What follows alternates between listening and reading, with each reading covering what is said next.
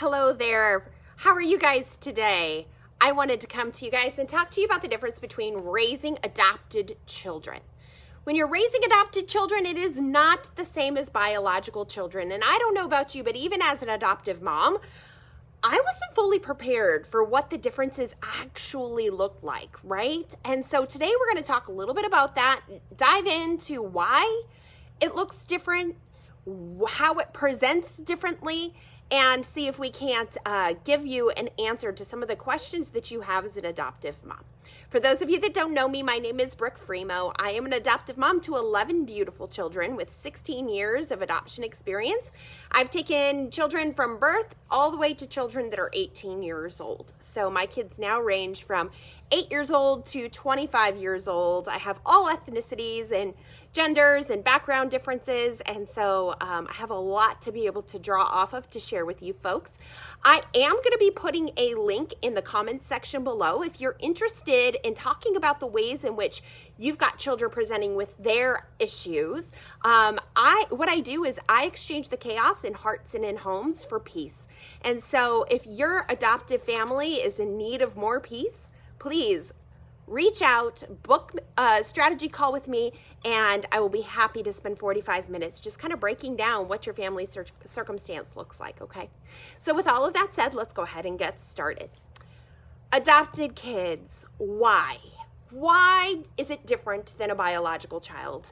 There's two main reasons that it's different. One of those reasons is attachment, and the other is biology, okay? So first, let's take a look at the attachment that the child has.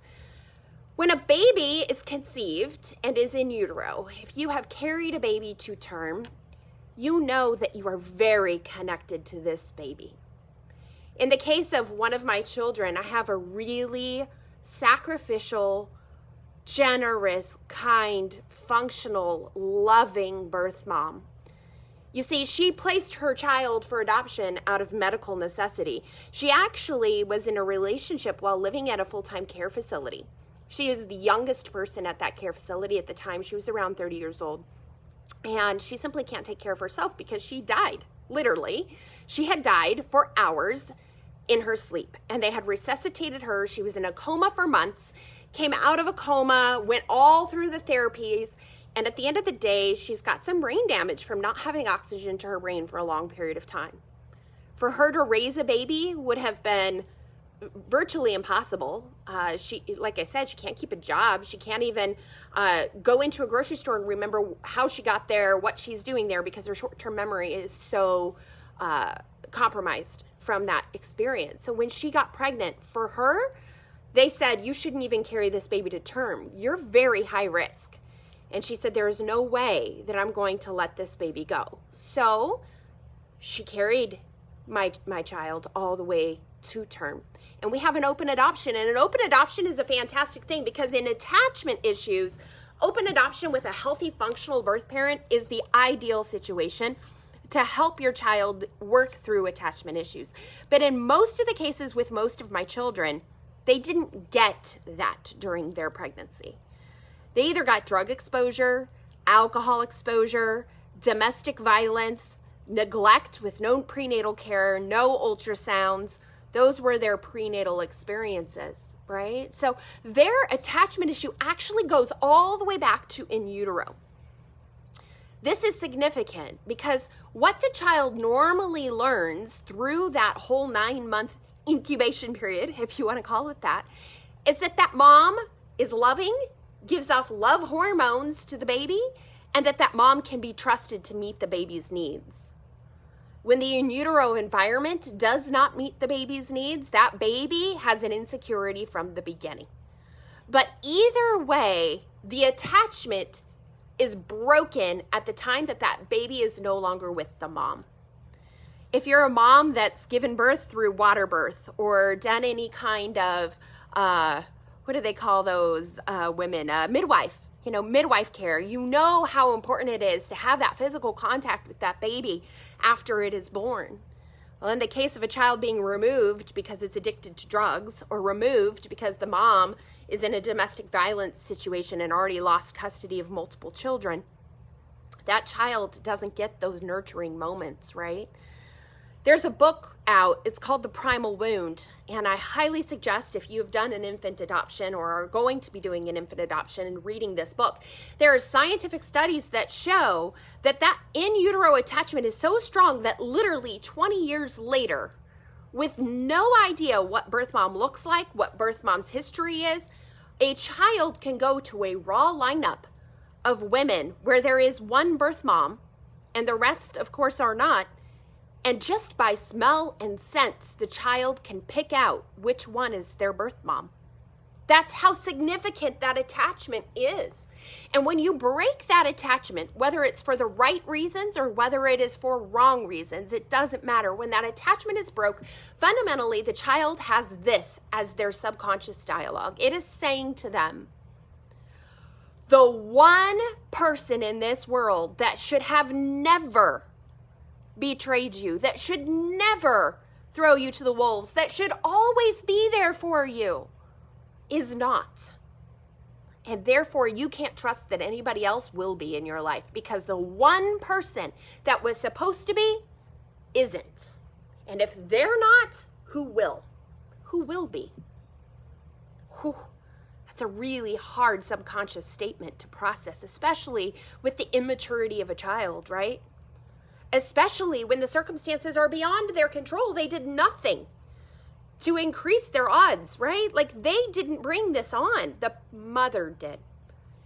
In some of my children's case, the mother simply has passed away. Mom didn't choose it either, right? But that break says relationships that are important are not permanent.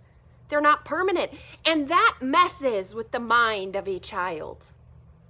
I don't know. God took my mom young. God took my mom young.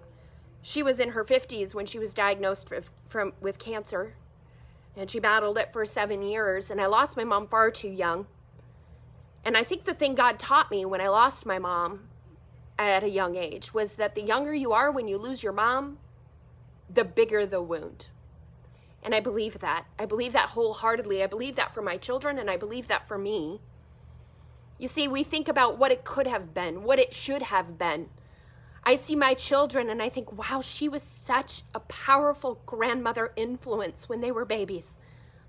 And she's not there to see them grow up, and it makes me miss her. Can you imagine? Take away every ounce of maturity that you and I have as adoptive adult mothers and impart immaturity into that instead. How much would that hurt? How much would it tell you that things are not permanent in this world?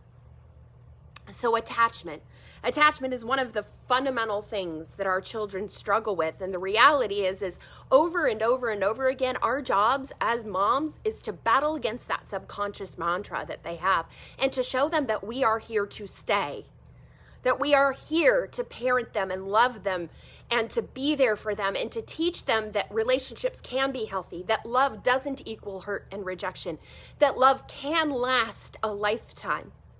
That's our job, moms. It's to overcome the attachment issues that have arisen. Now, in the case of a child that has come through through foster care, you have double the work to do, because their experience of love equaling pain is a lot larger than the kiddos that I got at birth, right? The kids that I got as preteens and as teenagers, wow. The history that they have to overcome, the traumas that they have been exposed to fundamentally have changed their biology. Literally. I do a whole session on the way that our biology has changed from trauma. So the way in which we engage now isn't about anything other than mitigating trauma damage and increasing their ability to stay present in their bodies so that they can function in relationships. I know, that's complicated, right? It's a mouthful and it's not easy to do, and yet it is the most important job that we have as parents to children who've experienced a life outside of our home. Okay, what's the second factor? The second factor is biology, okay? So the two things that are different, the first is attachment, the second is biology. Biology is beyond our control. Look, our kids have so much happening to them that is beyond their control, right? They didn't choose their attachment. They didn't choose their biology. When you think of biology, do you look in the mirror and see parts of your mom and dad in the reflection? Are there parts that you like and parts that you don't like? But you know where to assign them. I have many adopted kids that don't know who their dad is. And they're around me. A lot of my moms that I work with and parents that I work with, the kids don't know who their dad is. One of my children, now that this child is an adult, has said to me, "Mom, I would walk through the mall with you to go get our Blizzard and window shop. And as we would pass men that looked a little bit like me, I couldn't help but wonder, do you think this could be my dad?" Wow. She didn't have the strength to voice it back in that day, but the fact that she's voicing it now tells me how significant it is in her mind, in her thoughts, right?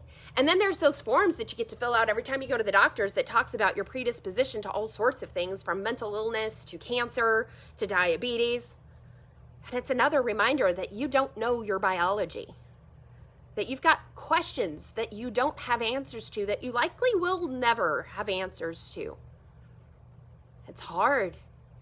We have an identity in who we are, and yet a lot of children feel like they don't know who they are.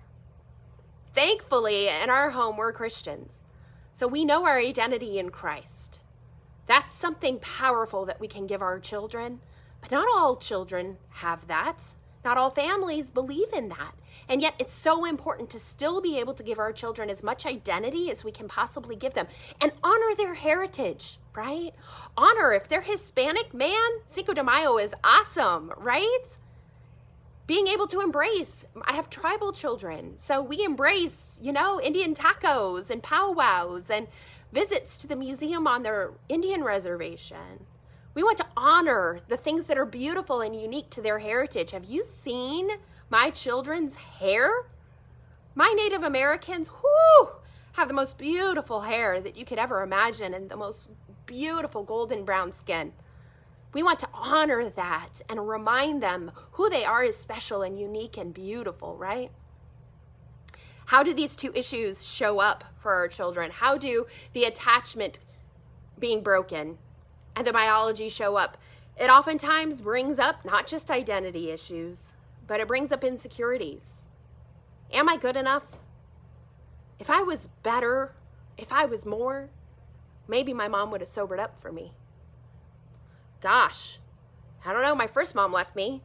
I guess this mom could leave me too. What tells me that she couldn't? Am I worthy of a place in this household? I had one of my teen children that came to me as a preteen say to me, "I will never be good enough for this home." Which part of me scoffed, because it's like, oh my word, we are not perfect. Woo-hoo! Yeah, we're not as dysfunctional as where she came from, don't get me wrong, but we are not perfect. And the standard is not perfection. Your best is always good enough, and there are days you can't show up in your best, and that's okay. I love you right where you are at. I love you right where you're at. You are enough. She couldn't hear it enough.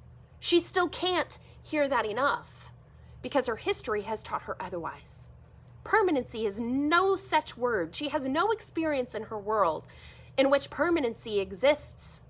We have to teach that. We have to be that. We have to stand in that because the insecurity is so big that it speaks louder than our hearts and our actions until it doesn't. How long is that? It's until. It's different with different children, right? Okay, internal conflicts. The internal conflicts of, I love my adoptive family so much, but it feels like a betrayal. It feels like a betrayal to my birth family. I love my birth family so much. I want health for my birth family. As a matter of fact, I want to be able to live there. I want that to be good. God built families to be mother, father, children, raised in a household, healthy, functional, and happy. And guess what? Their fairy tale didn't happen for them. But they want it, and it's not wrong that they would want that, right? So there's an internal struggle between what you want and what you can have. And it feels like a betrayal investing in that adoptive family at the sake of letting go of this other family that you love so much, that brought you into this world. It is a huge, huge identity struggle. It brings about huge insecurities, right? It brings about internal conflicts that are real. And with those things come anxiety. So many adopted kids, by the time they are junior high and high school students, they're struggling with identity, they are struggling with insecurity, and they are struggling with anxiety. You see, they just haven't figured all the things out yet. Anxiety tends to be pretty common in the United States for teens. In adopted teens, it's drastically, exponentially higher. Because as they start to have more awareness about their insecurities, more awareness about their internal conflicts and their identity conflicts, anxiety comes with that, right? And it's not a switch. It's not a thing that they can flip on and flip off. They wish that they didn't process these things on a subconscious level. They wish that these thoughts weren't invading their world. And the reality is that they are. And so now they go about their relationships with anxiety, looking to be good enough, looking to be pleasing, looking for the friends that will accept them, looking for approval from the friends that honestly don't deserve them, right?